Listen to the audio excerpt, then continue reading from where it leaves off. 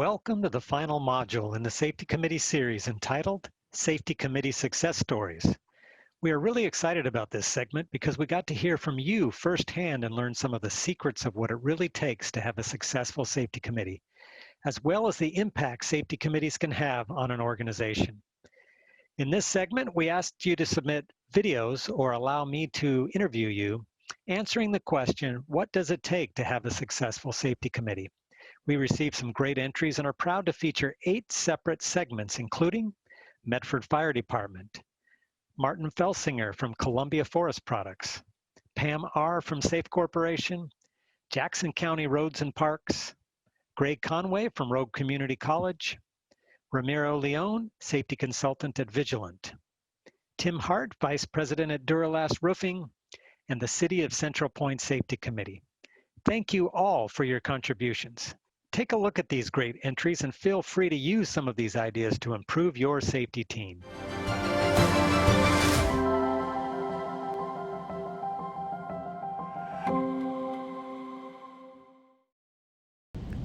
Let's take a look at a few of the ways the City of Medford supports our firefighters and helps protect their health and safety around the fire station. Exhaust systems in our engine bays remove contaminants from the air as we respond to and return from calls. The Blue Line was designed to be a reminder to keep our living quarters contaminant-free. We protect our firefighters by removing toxins with a turnout gear washer extractor. Ultrasonic cleaners can deep clean nearly all of our firefighting tools. It makes cleaning easier and more time efficient with 3 to 7 minute run times, so we can be ready for the next call faster. Communication is key to everything we do. Bluetooth headsets help us protect our hearing inside and out of the engine. New technologies and diligent attention to cleaning keeps us and the community we serve safe.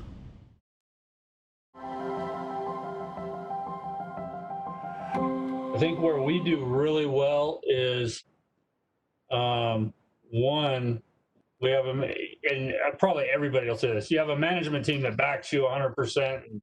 But number 2, I think that works really well for us is the safety committee member gets in front of the department, gets in front of their people. They have some quote unquote authority. They have some responsibility. What do we do with our safety committees? We do all your annual trainings and stuff like that. I put the packet together, and they're the ones that do that does the annual trainings.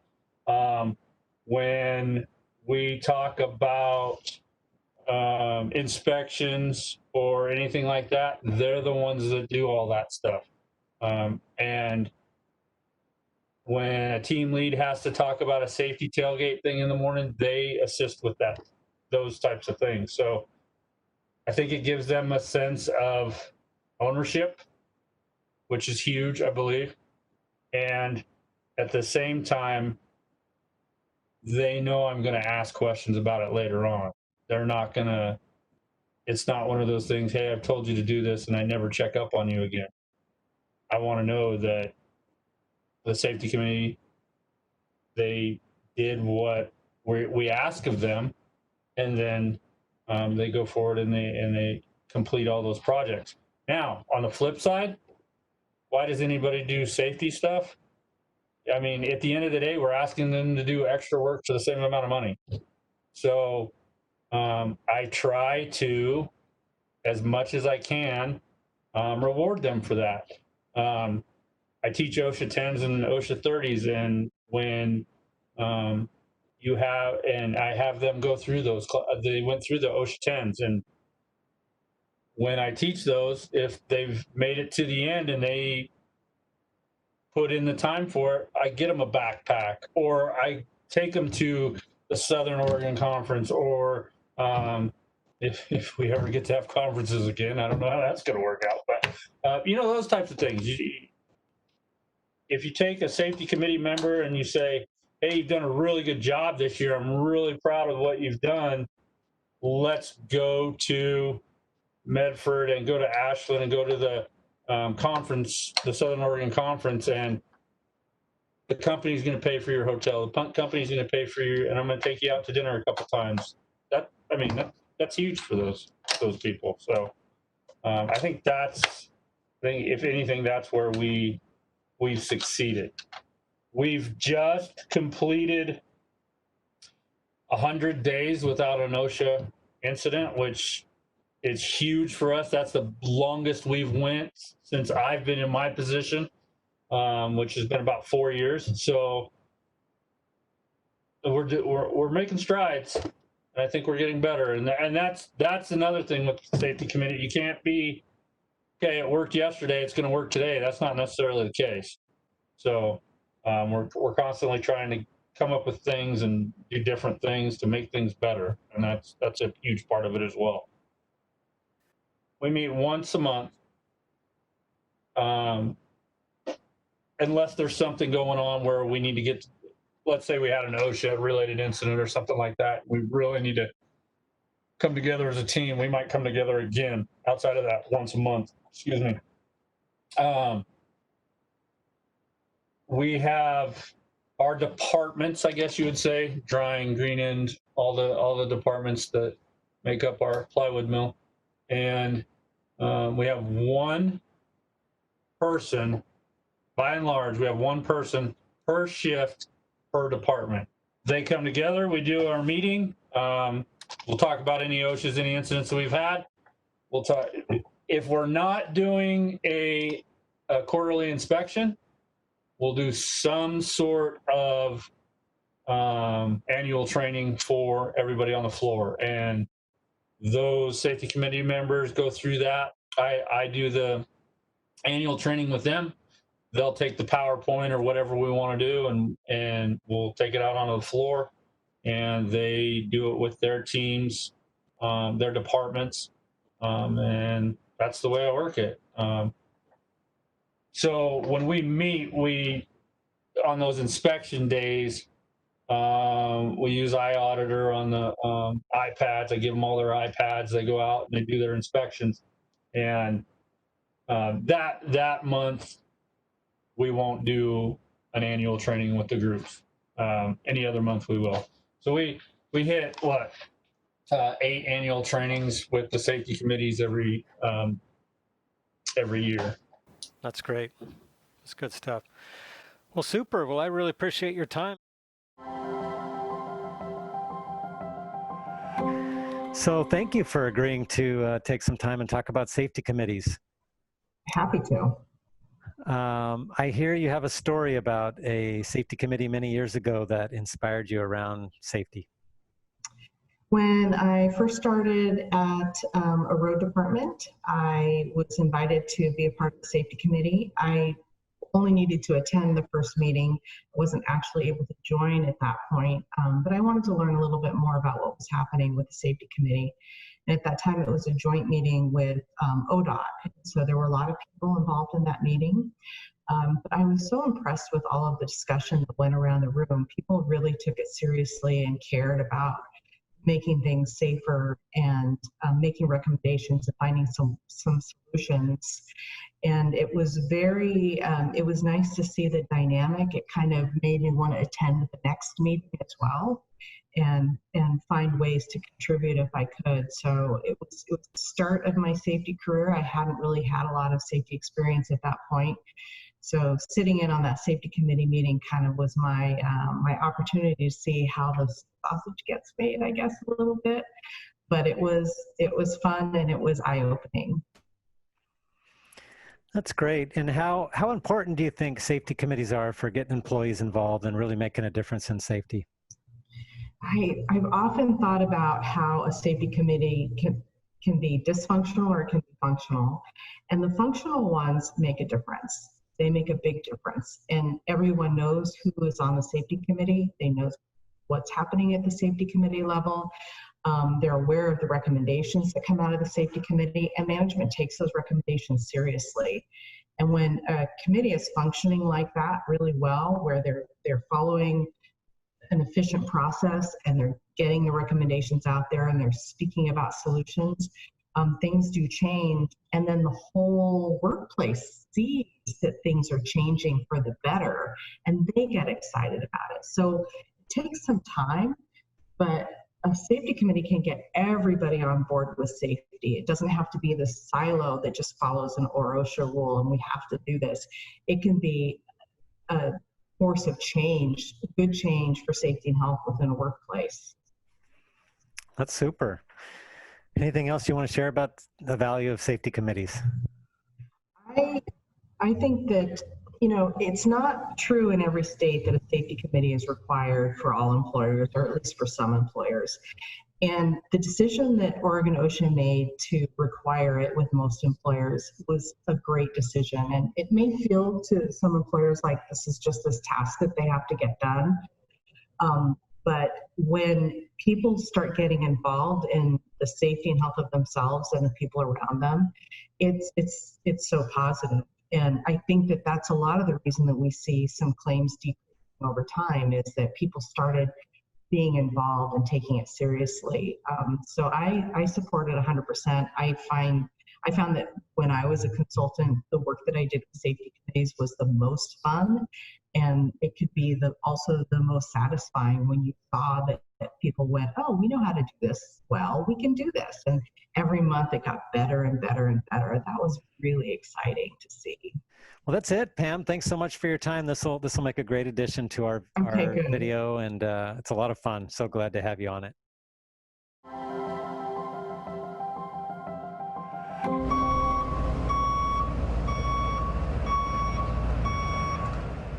Every 7 seconds in the United States, a worker is injured on the job.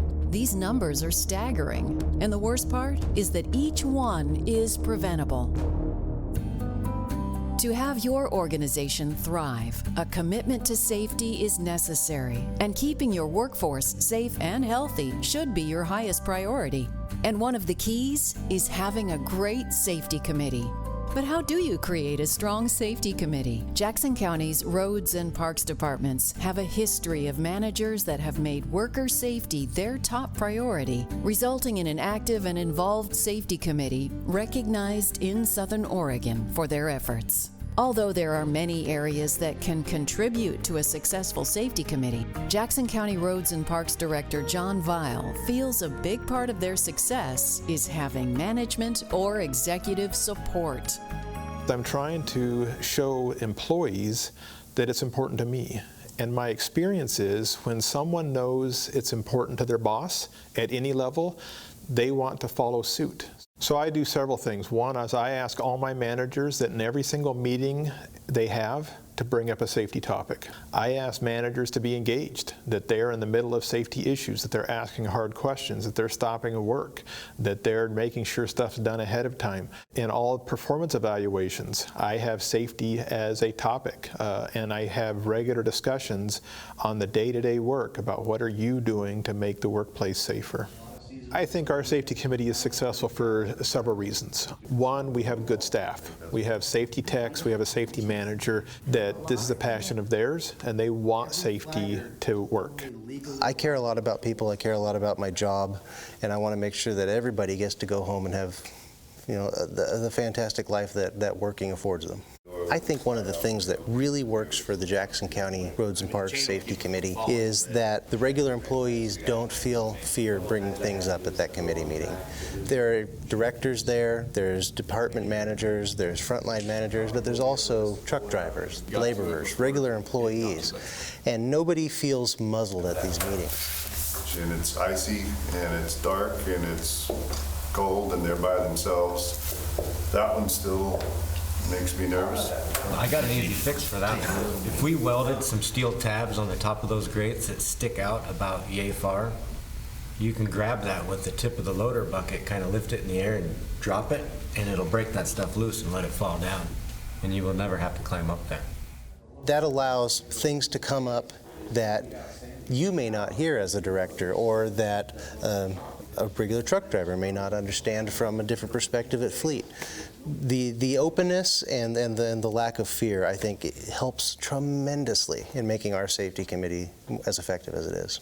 I think a lot of times people don't really think about what they want to bring to the committee. They just show up. So if you encourage them to think about things ahead of time, let them go home the night before the meeting and think about what they can talk about. One of the things that we try hard to do is make sure that you're not voluntold to be on the safety committee, but it's truly a volunteer role and you are engaged. You want our workplace to be safer, so we have the right people. What are something you're asked to do or you see other people do that scares you at work? I'd say for me, it's just complacency. People get used to doing the same thing over and over, and they don't think before they move. We have backup alarms on a lot of stuff, and people don't even hear them. About towing the brooms, like when I had to tow that one out, I hadn't done it. People need to feel comfortable to be able just to pull it up and have somebody go through it with them. One of the things that freaks me out is seeing guys not using PPE or using them properly. When they were brand new, each valve that you have to turn had a little something on a sticker or something. Well, over the years of use, those stickers get wore off. So I don't know if maybe a laminated piece of paper inside, zip tied to the side with the steps, and maybe even a couple pictures might help. As far as being like the new guy, just don't be afraid to ask questions. If you don't know, ask. Yeah. Okay. And thirdly, management needs to be engaged. Management needs to have the safety committee be a priority, and they need to send the message that this is an important function of the department, and that as such, we take it seriously. The things that come out of that safety committee are important to us, and we will listen and implement what we can. If you don't have managers taking safety seriously, it'll kill the whole program. As long as managers show support for it, and really support it with their actions, not just their words. I think that's a huge part of it. Biggest piece of advice I would give to other managers, my peers, is get engaged in safety. Get engaged in your safety committee and get engaged in safety. Your employees will listen to you. Nothing is worse for a manager, an executive level manager, to have the frontline managers then contradict you and basically say, yeah, I know what the boss says, but just go get the job done anyway and just get her done. Watch out for frontline managers that don't buy in. And then make sure that the committee has the right people on it. As the manager, if you end up with a committee that have people that don't want to be there, make a change and make sure that people are there that want to be there. And sometimes management has to do that. Sometimes management has to step in and say, these two people aren't working out, let's go ahead and relieve them and get some people that want to be there. So get engaged as managers.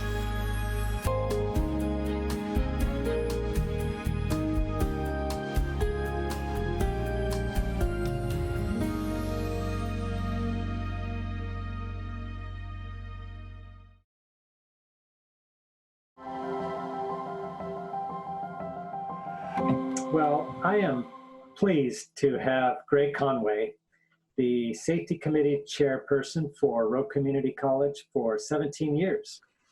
I'm just thrilled to be here because being a part of a strong safety committee is my passion, and so is workplace safety.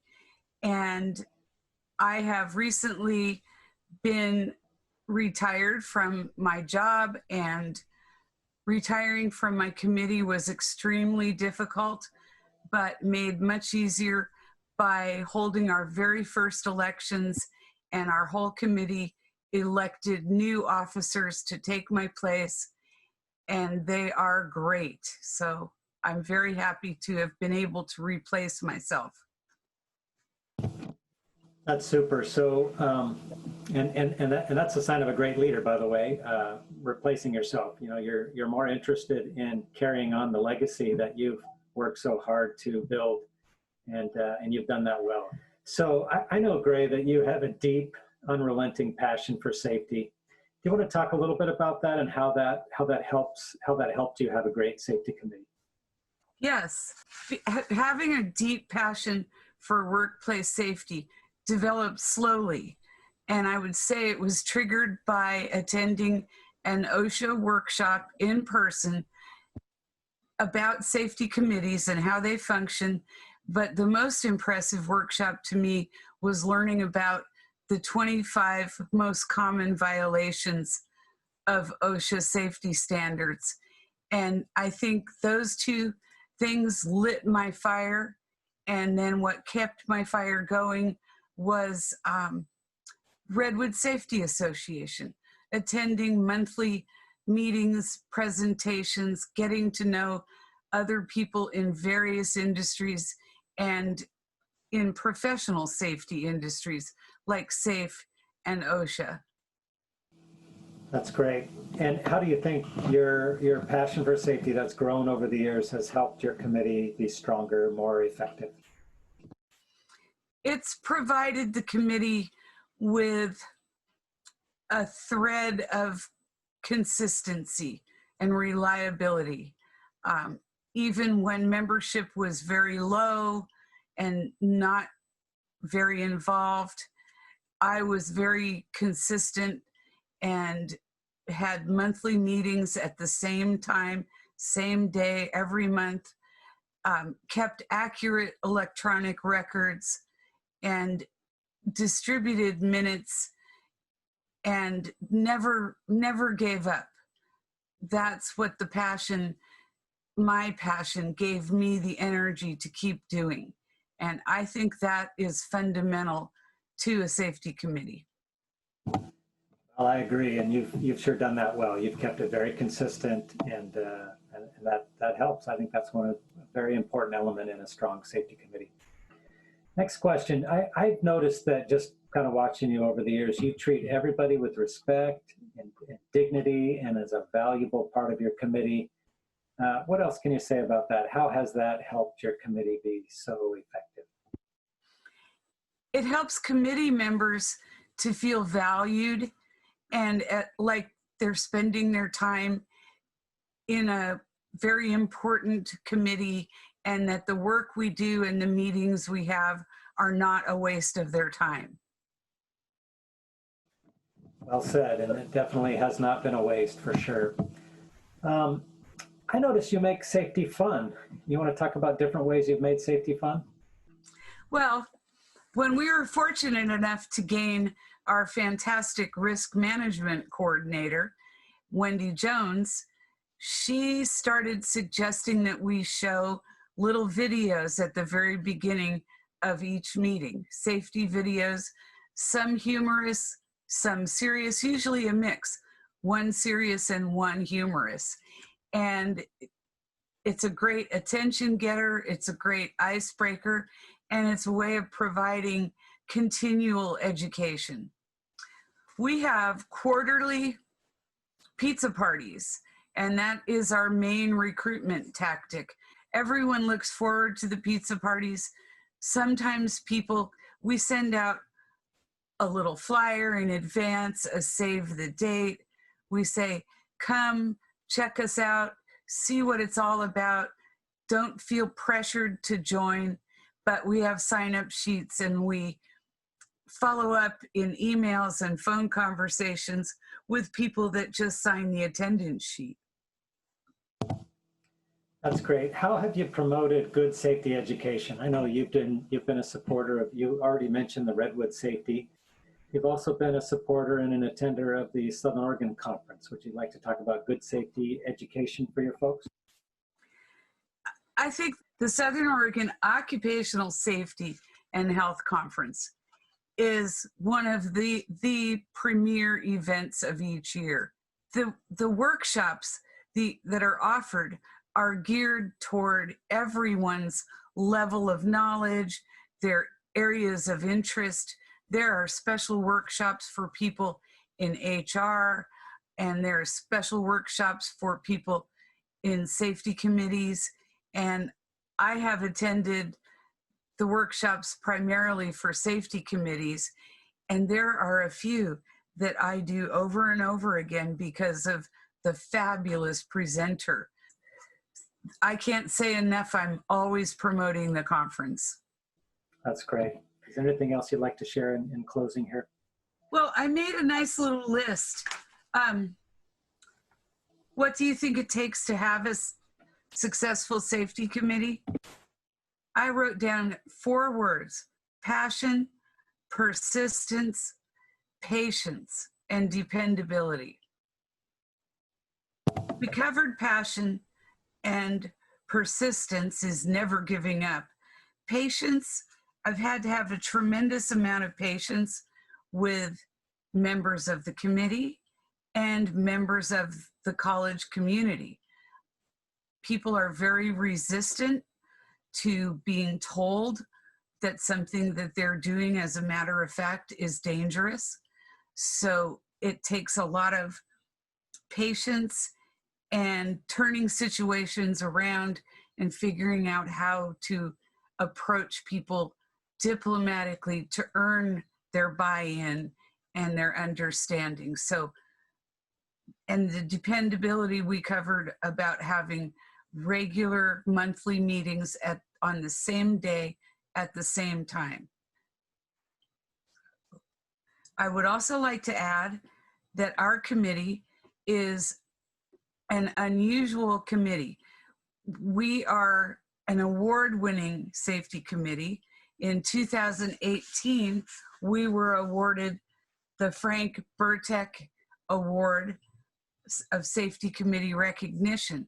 I think that we're a very outstanding committee because we have worked against the odds and become successful enough to have been awarded that very prestigious award. Well said. Thank you so much, Grant, for your time today. Thank you, Michael, very much.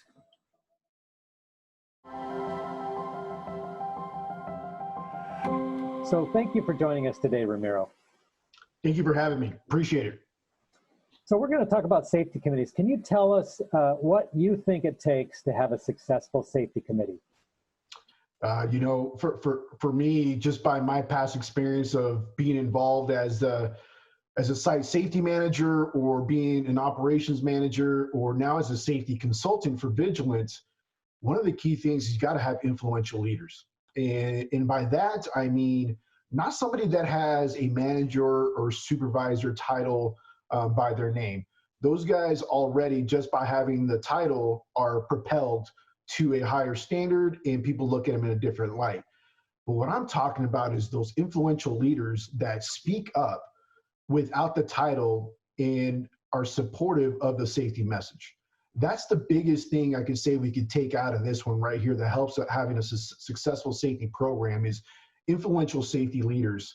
What makes it even a bonus when you start looking at things on safety committees and providing some guidance and leadership for them, for me, is building that future leader.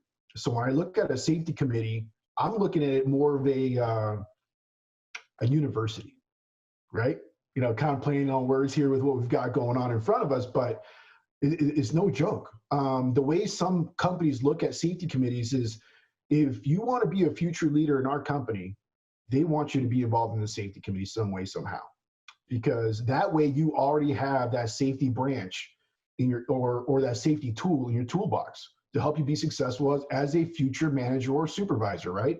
So that's one of those two key things that we need to have really is people who want to, two key things I say, check the egos at the door and people who want to serve others. Those are the two main things you want to have on your safety committee. Egos got to be checked at the door. Sometimes we always know we have pet projects or something that's a pet peeve of ours, and it's always going to be discussion in our safety committee meetings, but sometimes we beat that drum too much. And let's focus on the greater good. What is going to be the greater good for everybody at our facility, not just your agenda? So that's why I always say check egos at the door and always be about serving others. That's what it's all about. Do you have any specific stories of committees that you believe really did safety committees well and really made a difference for the long-term safety of their workers and long-term safety program? Yeah, no, I'll go back to my very first coordinator job. I mean, I was a safety workers comp assistant. And who I was the assistant to, I don't know, because a lot of the lifting came from the assistant, right? That always does. But, you know, one of my biggest stories that I can remember was a millwright that I had an opportunity to work with. He was an inspirational guy just from the get-go already. So for me, I started connecting with him. You know, I could see he had people's ears. He was the union steward. You know, he was a maintenance person, so a lot of people knew him on the footprint already of our facility. Well-respected, you know, gentleman. And one of the things I started connecting with him, I was like, hey, what's your interest on the safety committee? And he said, hey, you know, that's something I've been thinking about. I've got about maybe 6 to 8 years left before I retire, and I want to do something else on my way out the door. So he got interested. They voted him as a safety committee chairman. And that right there really propelled us to all those things that I have been saying over the last couple of years. But now all of a sudden, they're listening to Mr. Fox. And I love that. He was echoing the messages that we've been trying to put out there. He was walking the talk. He was starting to get instrumental of involving subcommittees. As you guys can know, sometimes an hour is not enough when you have a lot to do or a lot to discuss. So we decided to bring some subcommittees to life. You know, we had some concerns with incident analysis. Are we getting to the root cause? So we had an incident analysis subcommittee that would review those things for root cause. And if we didn't hit root cause during that process, that subcommittee assisted that process. You know, promotional committee. We need to promote safety as much as we can. So we had a small subcommittee that him and I were leading as well. And that really helped promote safety, getting folks from the ground to help us understand what's the disconnect. What can we do to make things better for folks to understand that safety is just how we do business. It's not number one. We're not going to put a big banner that says safety is number one or safety is priority. No, we don't prioritize that. Safety is just how we do business, right? And then our job hazard analysis. I can't stress job hazard analysis or job safety analysis enough. Use it as one of your training tools for new hires, for refresher training. I mean, when I was looking at our JHAs, I mean, some of them were created by me and they were weak. Once again, my first safety coordinator job, we all start somewhere. I only had about 3 to 5 sentences in that JHA or JSA. Then after a while of multiple reviews and discussions with the people who do the work, you identify other things. And now you're actually making it a training tool instead of a piece of paper and a binder that's collecting dust.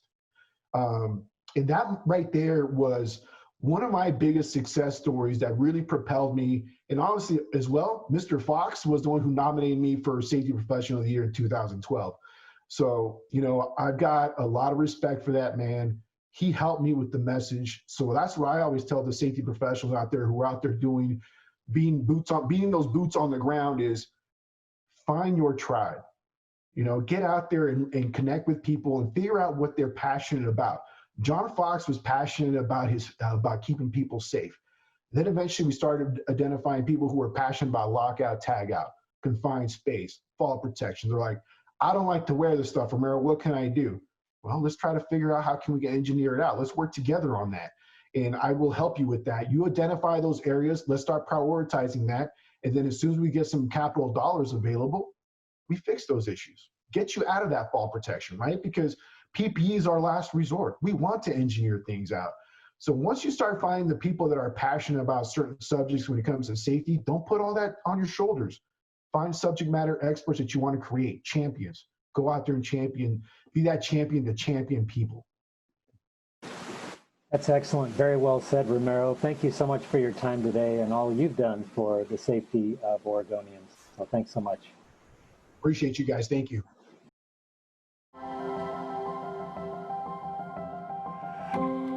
Right. Welcome to Safety University. My name is Tim Hart. I'm Vice President for Duro-Last Roofing. We're a VPP Star site.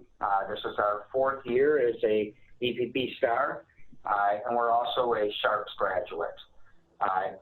Today's session is to discuss how to build a world-class safety organization from top to bottom, from leadership, through culture, through recognition, through near-miss reporting, and how step-by-step you can put together a culture that will be second to none in your organization and create an environment where safety is always driving everything you do in your business.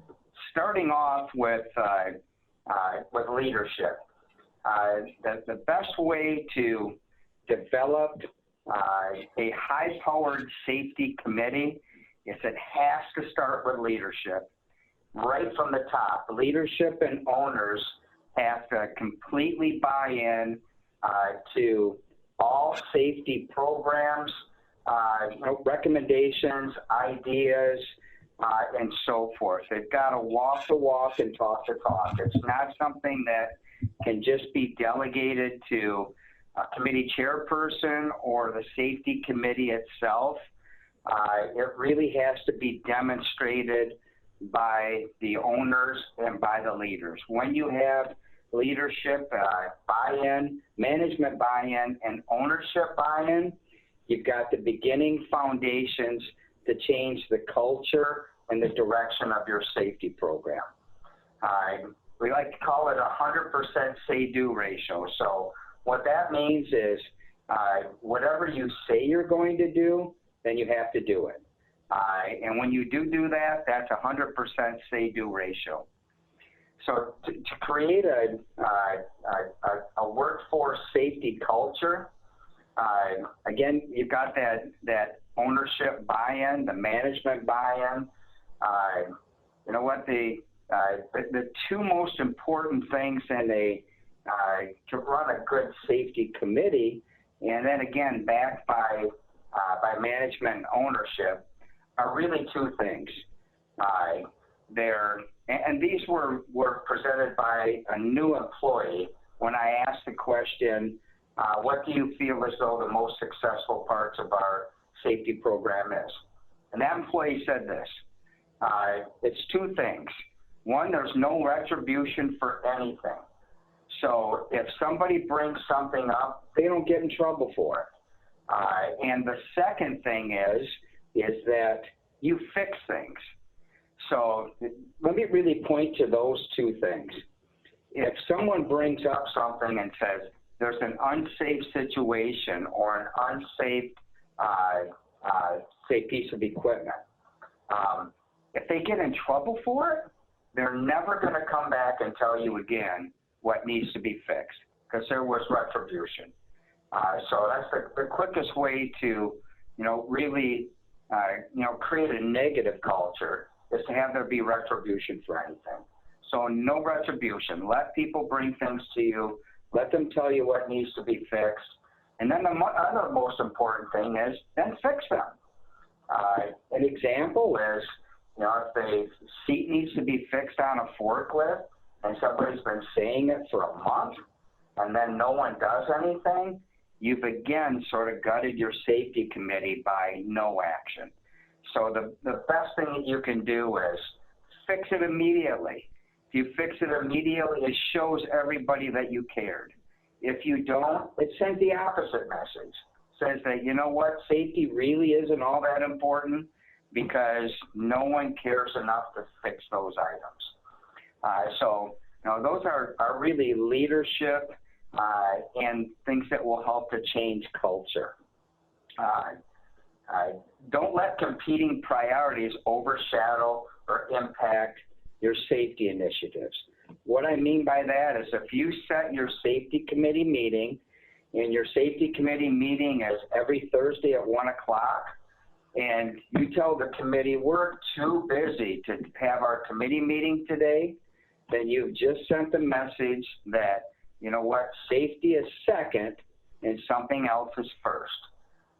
Figure out how to work around it, but don't change your priorities and send those messages that, safety is something that we can do second. Don't let those competing priorities overshadow. You can get through it. Just make sure that you focus that those safety initiatives are a priority, not only to the company, not only to management, but to our fellow employees and through our organization. And then make safety fun. We run safety quizzes. We ask everybody to be part of those safety quizzes. And what we do in our committee meetings is we have somebody, of course, write down the minutes, but we'll ask those safety questions, run those safety quizzes. We're not looking that somebody got 3 of them wrong, that they got X amount wrong. we all do them together, we all answer them together, and then we've all attended the meeting, so we all pass a safety quiz together. You know, the objective is to make sure that these things are absorbed in safety and that you've got everybody's buy-in, not to find out that, you know, what somebody really didn't answer every one 100% correct. That's not the goal. And then set safety goals and reward achievements, you know, but also encourage reporting. You know, it's important that people feel as though they can bring things forward as mentioned, and that number one, we'll act on them, we'll get them fixed. But what we'll do on our safety committee is we'll actually assign somebody in the committee and say, okay, who will take care of that? When we put our safety committee itself together, we actually look for a person that represents each and every department. And that way, the entire voice of the operation is heard. So maybe there's people that work on the shipping dock. The things that they bring forward from a safety standpoint may be more associated to their job and what they do on unloading trucks or loading trucks or forklift activity and so forth. Someone from another department that's in manufacturing has a whole different set of safety concerns based on what they do.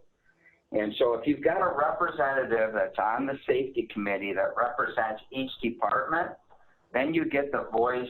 That person is somebody that can then go back, relay the messages from the safety committee, and represent, again, the entire operation. And then we'll do some different safety recognition things. This is really a good idea not only for safety but throughout the operation, is we do what's called high five recognition. So what high five is it's a form that can be filled out that says that somebody gave you some extra help today, or somebody did something nice, or somebody did something that helped with safety. And then that person fills it out and says, you know, I'd like to compliment this person on what they did today to help with safety, maybe help carry something that's heavy, so for safe lifting. And then that gets posted on an employee board. It actually goes to the owner of the company and to the safety director so that people can see who got the high fives awards and who was being recognized. And then we will give things like when we read those high fives during a safety committee meeting, we will give out a Subway gift card and say, you know what, this was a really good one.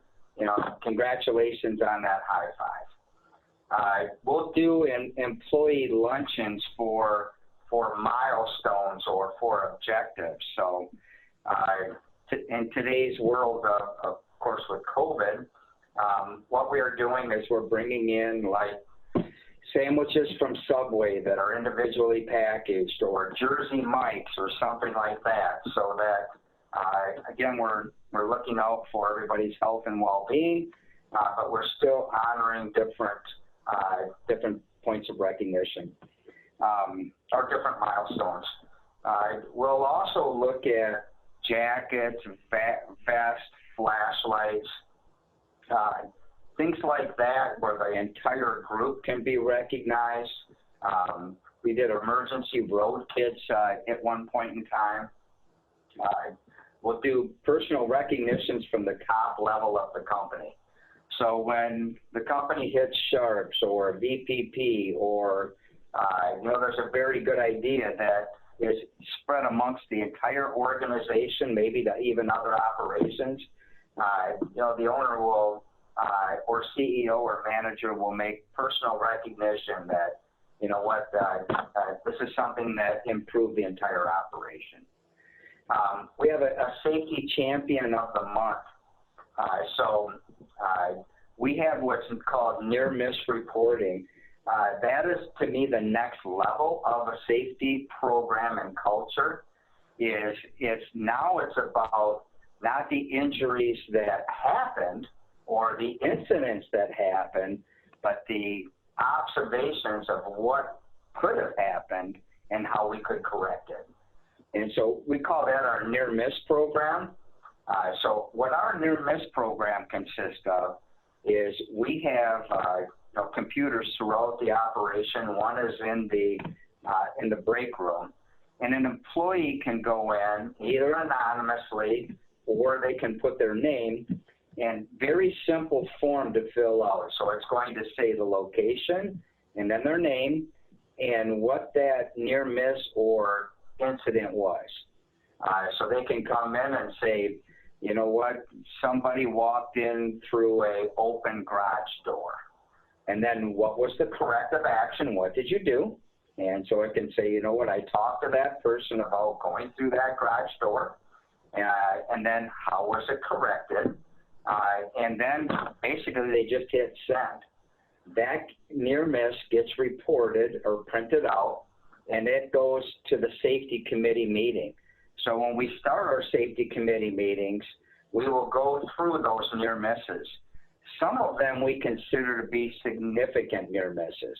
So let me give you an example of that. We have material that gets cut with a automatic cutter, and it has a razor blade in it that's activated by a remote. So of course that razor blade is shielded. One of those stuck open, and even though that blade went down, it was shielded, so no one was in danger. It still activated when we did not want it activating. So that was a significant near miss. We shut down every one of those operations nationwide, and we fixed that. Okay, so those are, since they're significant near miss, they're looked at differently in the committee. It's something that, you know what, could have caused injury, that we now had to take different action to make certain that no one was in harm's way in any operation.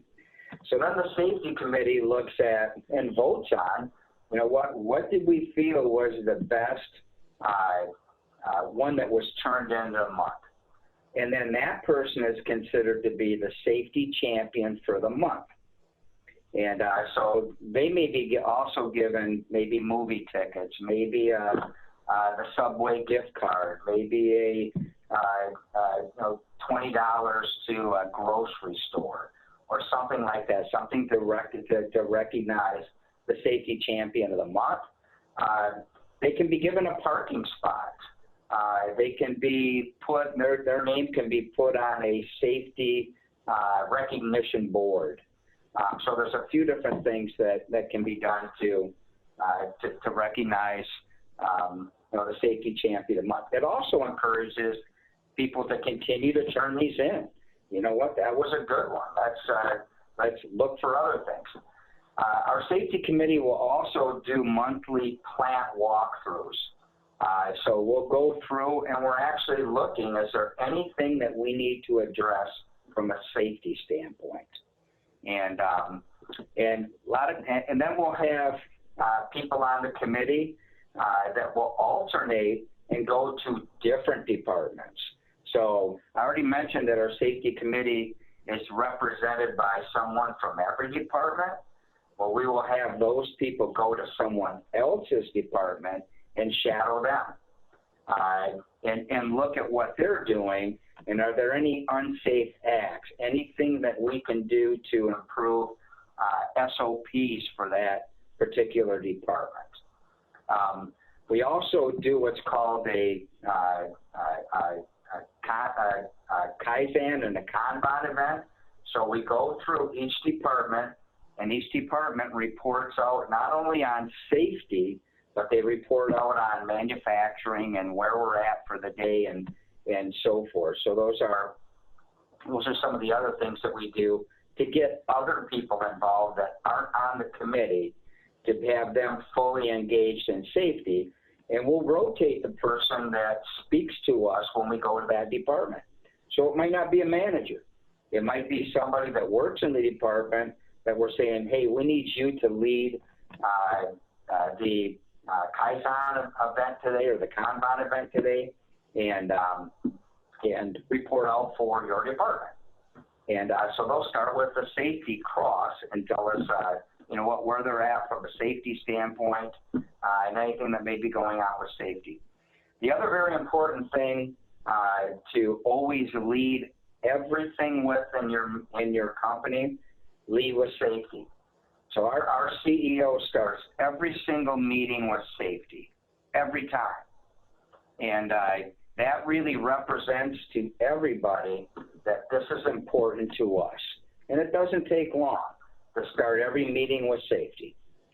You can start off with, here's where we're at for our near misses, here's where we're at for recordables, here's something that we're doing as a company, here's some recognition that just recently happened, here's a safety milestone. So it's not hard to start with every meeting with safety. It creates and builds a better culture for the company. And then we vote on who is going to be our safety committee chairman. That's not appointed by anybody in the company. That is recommendations from the employees, who they want to represent them on the safety committee and who they want to be their chairman. So those are some of the key points to a successful safety committee. Sort of recap those, again, it's leadership from the top. You have to walk the walk and talk the talk as the owners and the manager of the company to get support all the way through the organization. No retribution for anything that gets said. Fix stuff right away. Send the message that I care because I'm willing to fix it. Create a workplace safety culture that's based on what that 100% say-do ratio that's represented by a person from every department throughout the company, so that all employees' voices are heard. Create that near-miss type of program so that people can report that here's something that I've seen. I mentioned you can do anonymous. You know what? Sometimes everybody doesn't want to put their name down. So if they want to report anonymously, at least they're reporting. So, give them that option for their voice still to be heard. And then recognize people for their efforts. The more that they are, they're recognized in front of peers, the more that your culture will continue to grow. So that's some of my key points on how to develop a world-class safety culture. Doesn't happen overnight. It's a crawl, walk, run. You've got to start someplace, but you know what? Good things will happen when you create a safety culture that is second to none. There will be a point in time when your safety program will be run by your employees and basically supported by management, not run by management. And that's when you know that you really have a safety culture that is sustaining and that will last long term and will do great things in your organization. So thank you very much for your time.